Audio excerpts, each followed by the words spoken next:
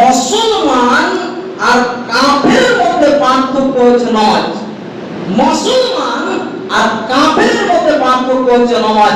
মুসলমান আর হিন্দুর মধ্যে পার্থক্য হচ্ছে নামাজ। নামাজ আছে মানে মুসলমানের বাচ্চা, নামাজ নাই মানে হিন্দুর বাচ্চা। নামাজ আছে মানে মুসলমানের বাচ্চা, নামাজ নাই মানে হিন্দুর বাচ্চা। এই মসজিদে হাজারো হিন্দুর বাচ্চা এখন বসে আছে।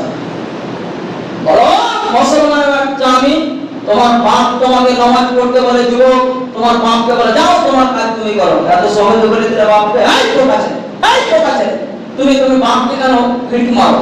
তোমার বাপ নামাজের কথা বলবে না, আমি বলবো? তোমার বাপ তোমার পাশে শুতে, তোমার বাপ তোমাকে জমি দিয়েছে, তোমার বাপ তোমার বিয়ে দিয়েছে, তোমার বাপ তোমাকে গাড়ি দিয়ে দিয়েছে, তোমার বাপ নামাজের কথা বলবে না মানে কে বলবে? এই বেটাটাকে পেটিয়ে মারবে। চার বদমাশ কোথাকার, তুই বাপের সাথে মুখ লাগাইছো, শয়তান কোথাকার, লাম্পট কোথাকার, তুই 24 ঘন্টা গান দেখাবে বলে বাপ কিছু বলবে না? কি মনে করছো তুমি নিজেকে? আজকে নামাজ পড়তে হবে যদি নিজেকে মুসলমানের বাচ্চা মনে করো, না তো তুমি হিন্দুর বাচ্চা, তুমি কাফের, তুমি কাফের। বেনামাজি জানাজা পড়াতে হবে না। পৃথিবীর সকল আলেম বলেছে, সৌদিয়া থেকে নিয়ে, মিশর থেকে নিয়ে, লন্ডন থেকে নিয়ে, পৃথিবীতে যত দেশ রয়েছে, বাংলাদেশ থেকে নিয়ে, সকল আলেমের ইজমা রয়েছে বেনামাজি জানাজা পড়াতে হবে না। বেনামাজিকে মুসলমানের কবরস্থানে দাফন দিতে হবে না। বেনামাজিকে মুসলমানের বেনামাজি জবাই করা মুসলমান খাবে না।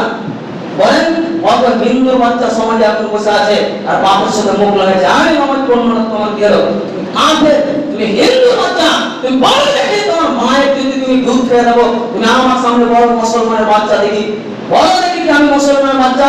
তুমি কাফের, তুমি হিন্দু বাচ্চা, বেনামাজি কাফের, বেনামাজি কাফের, বেনামাজি হিন্দু বাচ্চা। হাজার হিন্দু বাচ্চা এই মসজিদে বসে আছে, আইছে তোমার মনি কারণে যে হচ্ছে নামাজ পড়ো না কেন বলো? তুমি কে ভাবছো? নিজেকে কে মনে করছো? তোমার জানাজা আমি উপস্থিত হবো না। আমি আবার বলছি, এই মসজিদের কমিটিকে বলছি, এই মসজিদের সভাপতিকে বলছি, দেখেন যদি আপনাকে আমাকে রাখেন রাখেন, না রাখেন না রাখেন, বেনামাজির জানাজা আমি পড়াবো না বলে দিলাম। বেনামাজির জানাজা পড়াবো না, আমাকে না রাখেন, এখান থেকে বাদ দিয়ে দেন, বার হয়ে বসে বলো, কিন্তু বেনামাজির জানাজাটা আমাকে ডাকবেন না, সুদ করে জানাজাটা ডাকবেন না, মদ করে জানাজাটা আপনি ডাকবেন না। কে মনে করছে না?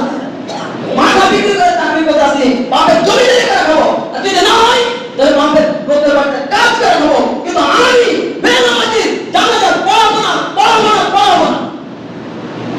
আজকে তোমাকে নামাজ পড়তে হবে। কেন তুমি নামাজ পড়ে থাকবে? যদি মুসলমান